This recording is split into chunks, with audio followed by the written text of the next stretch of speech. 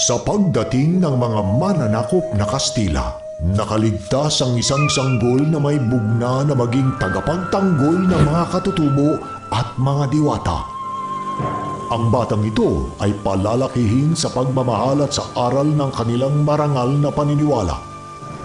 Ngunit siya ay mabibihag ng mga dayuhan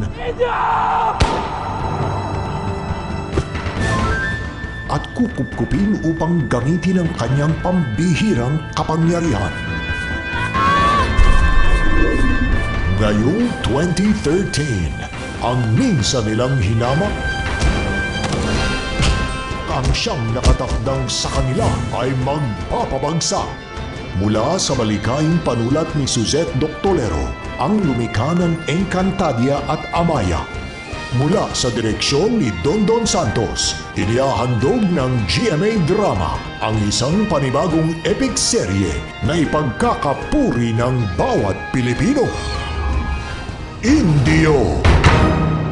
Isinilang na isang malaya mula sa dugo ng isang amang mandirigma at inang diwata, ngunit napasakamay na mga dayo kung saan ay binautismuhan bilang si Simeon.